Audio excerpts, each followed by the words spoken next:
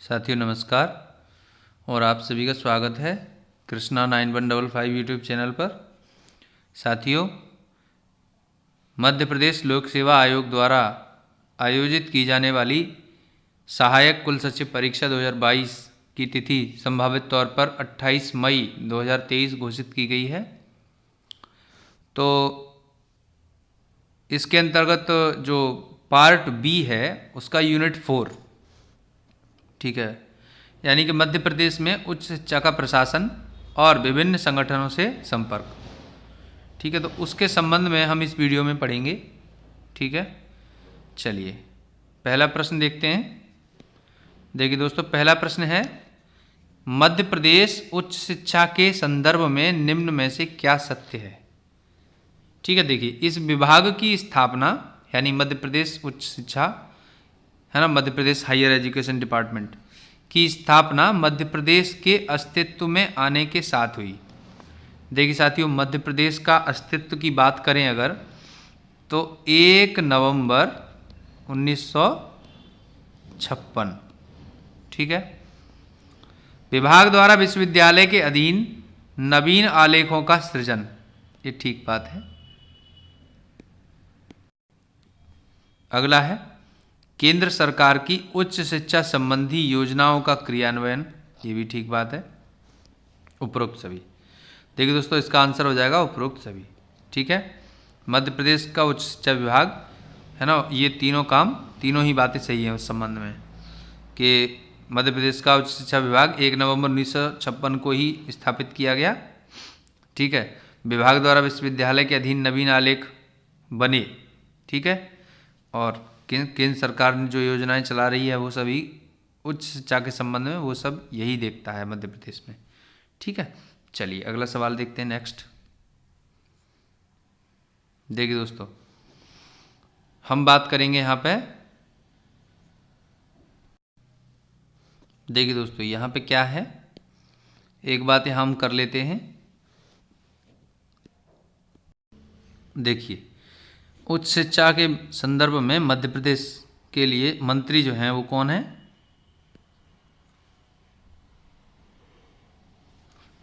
मोहन यादव। ठीक है, और मुख्य सचिव की बात करें तो है ना, उच्च शिक्षा विभाग के मुख्य सचिव कौन है, शैलेंद्र सिंह। ठीक, चलिए देखिए साथियों, अगला प्रश्न है डॉक्टर अंबेडकर राष्ट्रीय सामाजिक विज्ञान विश्वविद्यालय महू को किस संगठन द्वारा सहयोग दिया जा रहा है। ठीक है, देखिए दोस्तों, डॉक्टर अंबेडकर राष्ट्रीय सामाजिक विज्ञान विश्वविद्यालय महू को सहयोग यूनेस्को द्वारा प्रदान किया जा रहा है। ठीक है, तो ये जो यूनिवर्सिटी है डॉक्टर अंबेडकर, इसका नाम है ब्रॉस। ठीक है,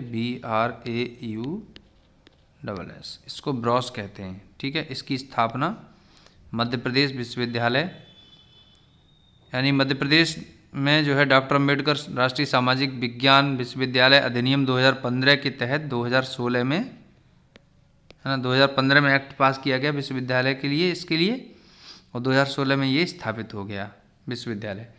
ठीक है, तो चलिए इसमें आगे देखते हैं।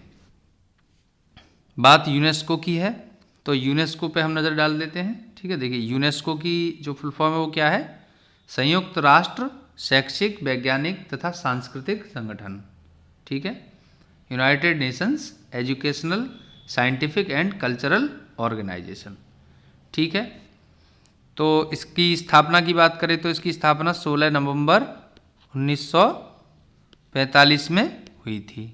ठीक है, देखिए दोस्तों इसके बाद अगर हम ये देखें, देखिए इसके जो हेड हैं इस समय वो हैं आंद्रे एजोले। ठीक है, आंद्रे एजोले।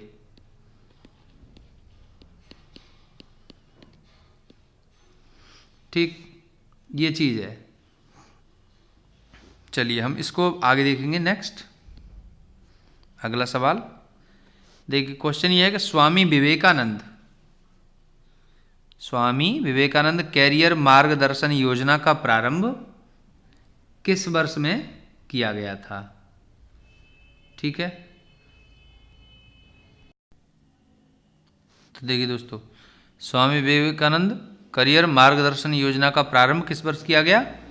देखिए 7 फरवरी 2006 को इस योजना का शुभारंभ किया गया था। ठीक है, देखिए यानी 2005-06 से ये प्रचलन में है। ठीक है, तो देखिए इस योजना की बात करें तो इस योजना का मुख्य उद्देश्य क्या है?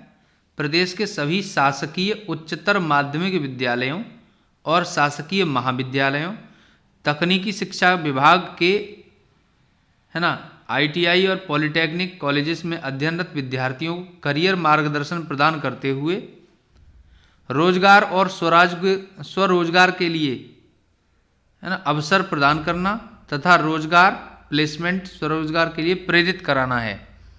ठीक है, तो ये कुल मिला के जो बच्चे पढ़ रहे हैं, है ना, टेक्निकल या जो हायर एजुकेशन डिपार्टमेंट के अंदर, उन सभी बच्चों को कुल मिला के क्या है कि, है ना, रोजगार के लिए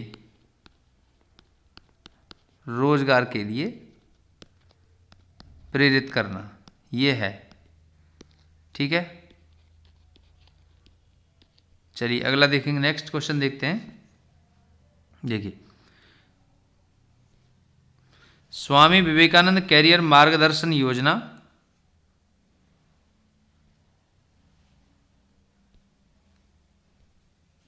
के प्रथम समन्वयक, योजना के प्रथम समन्वयक एवं निदेशक कौन थे? देखिए दोस्तों, इसके पहले समन्वयक की अगर बात करें तो वे थे डॉक्टर जयंतीलाल भंडारी। ठीक है, अब देखिए स्वामी विवेकानंद कैरियर मार्गदर्शन योजना में स्वामी विवेकानंद की अगर बात करें तो स्वामी विवेकानंद की, देखिए स्वामी विवेकानंद जो हैं वो भारतीय, है ना, हिंदू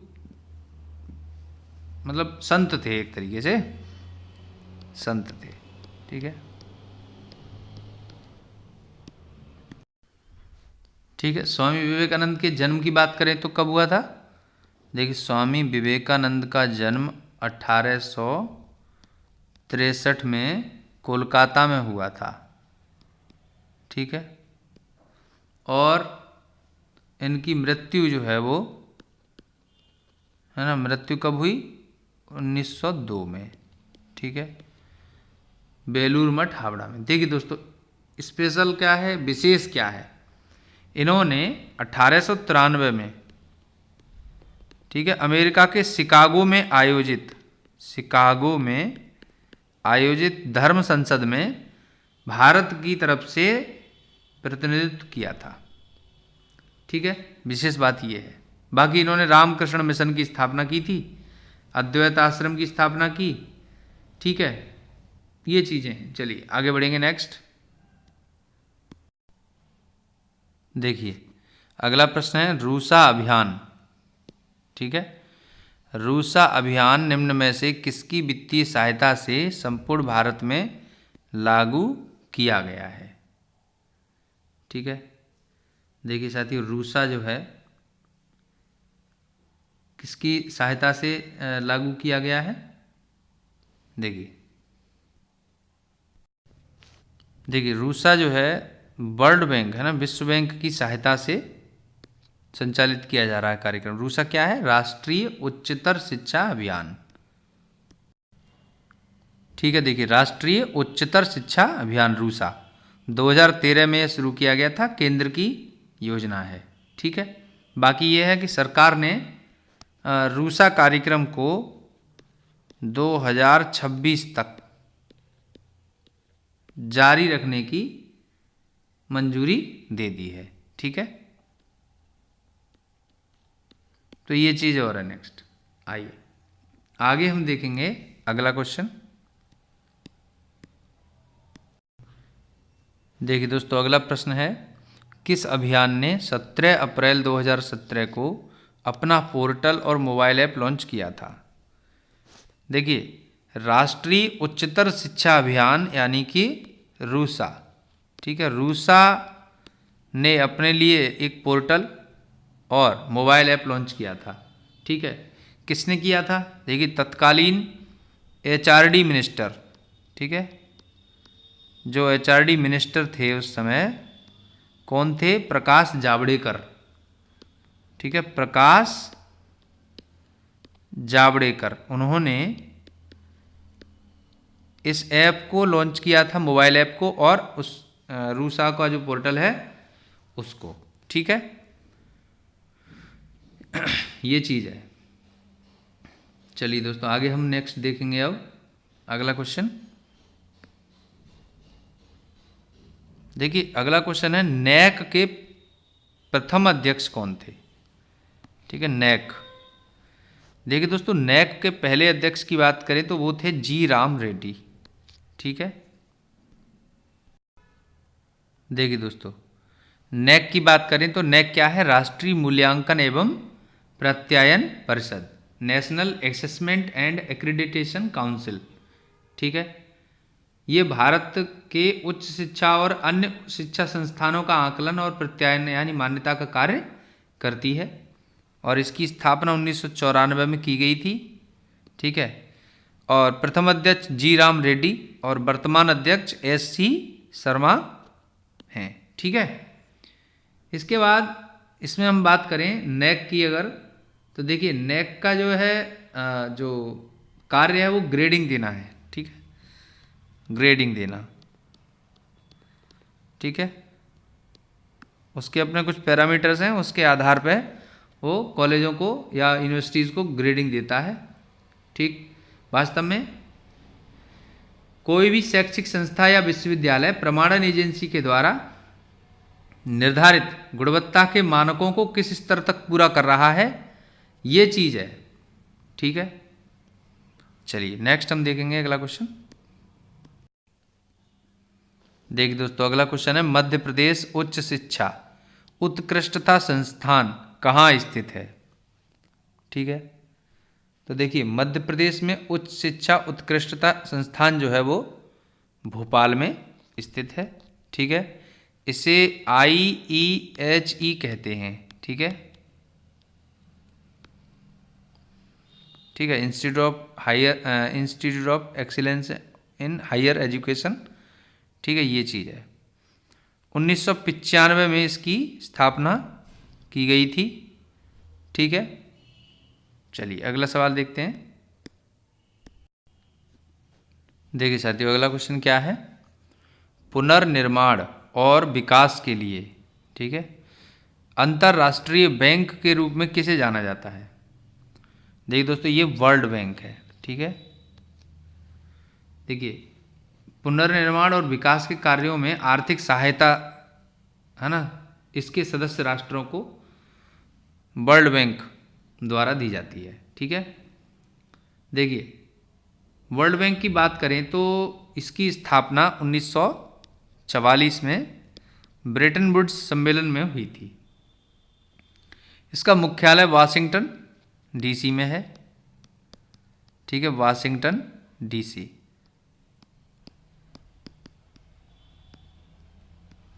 इसके बाद देखिए इसके अध्यक्ष इस समय कौन है? David Malpass. David Malpass. ठीक, तो ये चीज़ है। अब देखिए आगे हम नेक्स्ट क्वेश्चन देखते हैं। देखिए साथियों, लक्ष्मीबाई राष्ट्रीय शारीरिक शिक्षा संस्थान कहाँ पर है? पहली बात तो ग्वालियर में है। ठीक है, ग्वालियर में है ये स्थित। को नैक ग्रेडिंग में क्या रैंक है? ठीक है, देखिए नैक की ग्रेडिंग की बात कर रहे हैं तो इसको कौन सी ग्रेड मिली हुई है? देखिए दोस्तों, इस लक्ष्मीबाई राष्ट्रीय शारीरिक शिक्षा संस्थान फिजिकल एजुकेशन इंस्टीट्यूट को A++ ग्रेड नैक द्वारा मिला हुआ है। ठीक है, नैक के बारे में हमने अभी भी बात की थी कि नैक जो है वो इसी प्रकार की ग्रेडिंग को कॉलेजेस को देता है या यूनिवर्सिटीज़ को। ठीक है, चलिए आगे बढ़ेंगे, नेक्स्ट क्वेश्चन देखेंगे। देखिए अगला क्वेश्चन है एशियाई विकास बैंक है ना, एशियन डेवलपमेंट बैंक, इसको ADB हम कहते हैं, के गवर्नरों के बोर्ड ऑफ गवर्नर्स में भारत का गवर्नर कौन है? यानी गवर्नर्स बोर्ड में जो है भारत की तरफ से रिप्रेजेंटेशन कौन करता है? देखिए इसमें जो भारत के वित्त मंत्री बोर्ड ऑफ गवर्नर में शामिल होते हैं। ठीक है, तो एशियाई विकास बैंक की अगर हम बात करेंगे, ठीक है, देखिए दोस्तों एशियाई विकास बैंक जो है 1966 में स्थापित की गई थी। ठीक है, वर्तमान में इसमें 68 देश सदस्य हैं। ठीक है, लास्ट जो देश सदस्य हुआ था वो न्यू, ठीक है, ये देश सदस्य लास्ट में सबसे 68वां देश ये सदस्य था। ठीक है, और अगर हम बात करें देखिए इसके अध्यक्ष की, तो वो हैं एम आसाकावा। ठीक है, जापान के हैं। ठीक, जापान के, और ये 10वें अध्यक्ष हैं इस समय। ठीक है, इससे पहले वो जो अध्यक्ष थे उनका नाम था हिताओ,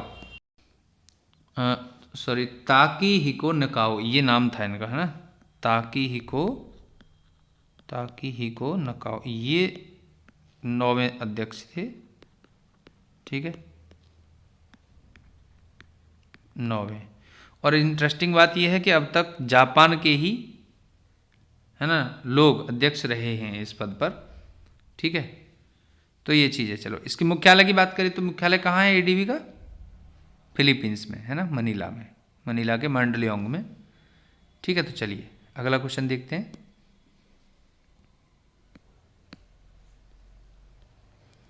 देखिए अगला क्वेश्चन यहाँ पर है कि एडीबी ने 2021 में भारत को कितने बिलियन अमेरिकी डॉलर का ऋण प्रदान किया है? देखिए दोस्तों ये प्रदान किया है 6 बिलियन यूएस डॉलर, है ना, 6 बिलियन अमेरिकी डॉलर का ऋण भारत को दिया है। ठीक है, चलिए नेक्स्ट क्वेश्चन देखते हैं। इसके बाद ये पहला पूछ रहे हैं यहाँ पे यूजीसी के पहले चेयरमैन। ठीक है, यूनिवर्सिटी ग्रांट कमीशन।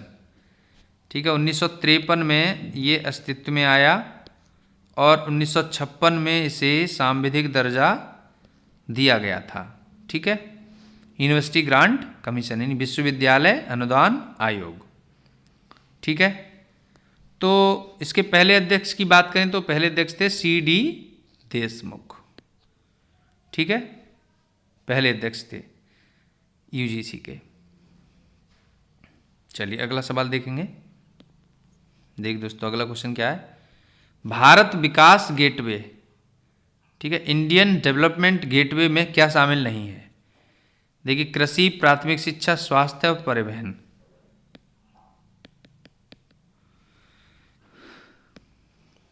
देखिए दोस्तों परिवहन भारत विकास गेटवे में शामिल नहीं है। ठीक है, कृषि, प्राथमिक शिक्षा और स्वास्थ्य इसमें शामिल है। अगला सवाल है सीएसआईआर की स्थापना कब हुई? देखिए दोस्तों सीएसआईआर जो है वो, देखिए सीएसआईआर की स्थापना 1942 में हुई थी। ठीक है,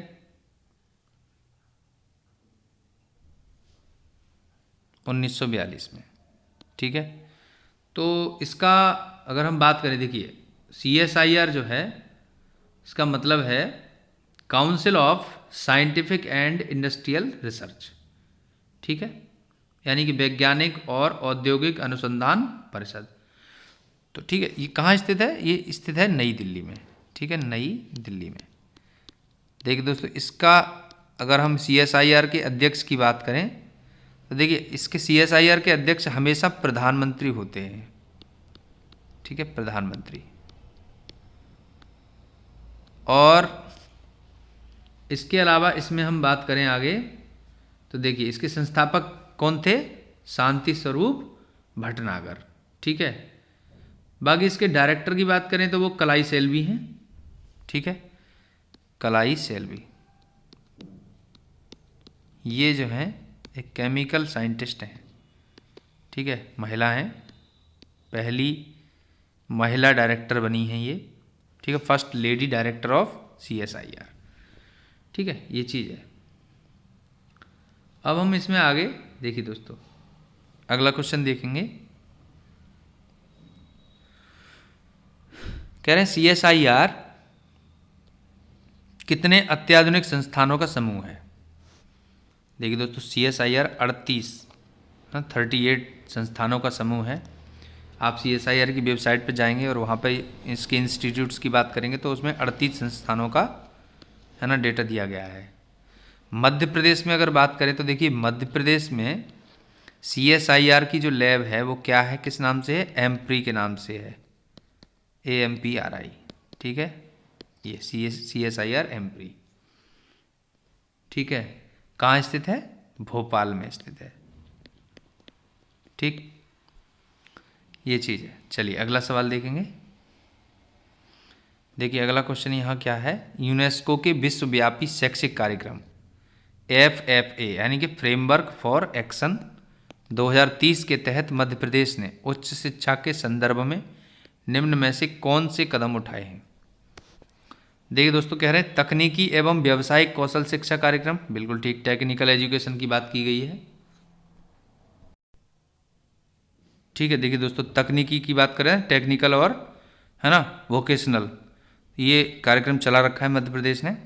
उच्च शिक्षा पाठ्यक्रम में वैश्विक मूल्यों को स्थान, बिल्कुल ठीक बात है, वर्ल्ड क्लास फैसिलिटी के हिसाब से, वर्ल्ड क्लास वैल्यू एजुकेशन के हिसाब से चल रहा है मामला। ठीक है, इसके अलावा प्रारंभिक और उच्च शिक्षा दोनों में लैंगिक समानता है ना, प्राइमरी एजुकेशन और हायर एजुकेशन दोनों में कोशिश कर रही है गवर्नमेंट की, यानी कि जो जेंडर रेशियो है वो सेम, मतलब जेंडर रेशियो इक्वल रहे। ठीक है, तो उपरोक्त सभी आंसर हो जाएगा इसके लिए। ठीक है, चलिए नेक्स्ट क्वेश्चन देखते हैं अगला। देखिए अगला क्वेश्चन क्या है, मध्य प्रदेश उच्च शिक्षा विभाग की संरचना क्या है। ठीक है, structure of Madhya Pradesh higher education department. देखिए त्रिस्तरीय संरचना है। ठीक है, देखिए कैसे कैसे है, देखिए साथियों 3 लेवल पर है ना, मंत्रालय, सचिवालय और आयुक्त। देखिए मंत्रालय यानी कि नीति निर्माण का कार्य मंत्रालय करता है, और नीति निर्माण के संबंध में नीति के लिए यानी पॉलिसी एडवाइजर यानी कि नीति परामर्श का कार्य कौन करता है, सचिवालय। ठीक है, और उस पॉलिसी को एग्जीक्यूट कौन करता है, नीति को क्रियान्वित कौन करता है, आयुक्त।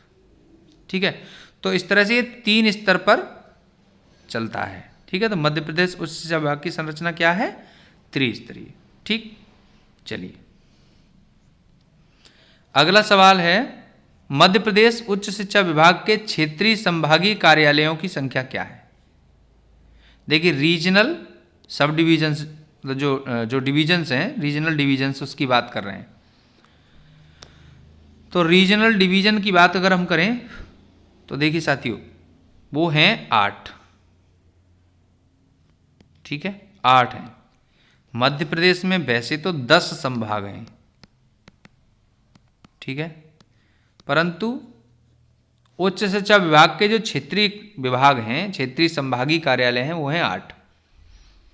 देखिए दोस्तों, अगर हम बात करें तो देखिए भोपाल, इंदौर, जबलपुर, सागर, उज्जैन और नर्मदापुरम, ये जो संभाग हैं ये अपने आप में है ना अपने अपने एक एक हैं।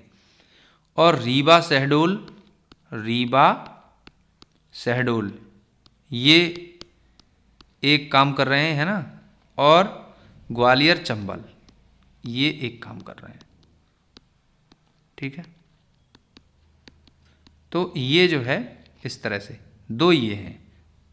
ठीक, बाकी मैंने बताया अभी भोपाल, इंदौर, जबलपुर, सागर, उज्जैन और नर्मदापुरम, ये जो हैं 6 अलग अलग हैं। तो इस तरह से ये 8 हो जाएंगे। ठीक है, चलिए देखिए अगला क्वेश्चन क्या है, राजीव ज्ञान ज्योति अभियान संबंधित है, किससे संबंधित है, टीचर्स की एकेडमिक और रिसर्च एक्टिविटी से, स्टूडेंट्स के शोध कार्य से, उच्च शिक्षा में स्कॉलरशिप प्रोग्राम, या फिर बेटियों में उच्च शिक्षा के लिए प्रोत्साहन करने के लिए प्रोग्राम। देखिए साथियों, राजीव ज्ञान ज्योति अभियान जो है वो टीचर्स की एकेडमिक और रिसर्च एक्टिविटी से संबंधित है। ठीक है, सरकार ने ये प्रोग्राम, देखिए दोस्तों, राजीव ज्ञान ज्योति अभियान जो है वो 2019 में मध्य प्रदेश की सरकार ने शुरू किया था। ठीक है, देखिए क्यों किया था, क्योंकि ये ऐसा था मामला कि टीचर्स जो भी रिसर्च करते हैं, ठीक है, तो उन सब की रिसर्च को एक प्लेटफॉर्म यानी कि एक पोर्टल पे डालने के लिए कहा गया है इस अभियान के थ्रू, ताकि बच्चे जो स्टूडेंट्स हैं वो अपने टीचर्स के शोध कार्य और उनके परिश्रम से रूबरू होकर के प्रेरणा ले सकें। ठीक है, तो इसमें जो है इन्होंने 9 अलग अलग ऑनलाइन मॉड्यूल बनाए हैं, है ना। तो 9 मॉड्यूल कौन कौन से, जैसे बड़े छोटे प्रोजेक्ट की बात करें, ठीक है, जो चल रहे हैं या पूरे हो चुके हैं, रिसर्च पेपर की जानकारी, है ना, सेमिनार में भागीदारी की जानकारी, सेमिनार आयोजन करवाने की जानकारी, किताबें लिखने की जानकारी, सम्मान और अवार्ड्स की जानकारी, ठीक है, पीएचडी अवार्ड्स की जानकारी, उपलब्धियां एवं अन्य कार्यों की जानकारी, इसके साथ साथ सोशल, एकेडमिक, एडमिनिस्ट्रेटिव कार्यों की जानकारी, है ना, फोटोग्राफ्स भी। तो इस तरह से 9 मॉड्यूल उन्होंने बना के दिए हैं और इन 9 मॉड्यूल्स में काम चल रहा है। ठीक है, तो ये चीज़ है। अब इस मॉड्यूल जो ये पोर्टल है, इस पर अब तक लगभग 2200 से ज़्यादा टीचर्स ने अपनी जो है जो रिसर्च है और जो अभी अभी 9 मॉड्यूल्स हमने बताए उन संबंध में अपना कार्य इस पर प्रस्तुत कर दिया है। तो वहाँ देख करके जो है बच्चे उससे मोटिवेट हो सकते हैं। ठीक है, हायर एजुकेशन के लिए। ठीक है, चलिए इसमें आगे देखेंगे। देखिए अगला क्वेश्चन है, Madhya Pradesh council of science and technology MP COST की स्थापना कब हुई? ये क्वेश्चन है। देखिए दोस्तों, एमपी कॉस्ट यानी कि विज्ञान एवं तकनीकी परिषद की स्थापना की बात कर रहे हैं, कब हुई है? देखिए दोस्तों, इसकी स्थापना जो है वो हुई है, देखिए साथियों, इसकी स्थापना की बात करें तो कब की गई है इसकी स्थापना? तो 1981 में। ठीक है, 1981 में। ठीक है, अब देखिए, तो विज्ञान और प्रौद्योगिकी परिषद मध्य प्रदेश में जो है, इसके अध्यक्ष की बात करें अगर हम, तो इसके अध्यक्ष जो हैं वो मुख्यमंत्री होते हैं। ठीक है, मुख्यमंत्री पदेन अध्यक्ष होते हैं। ठीक, चलिए आगे हम नेक्स्ट देखते हैं।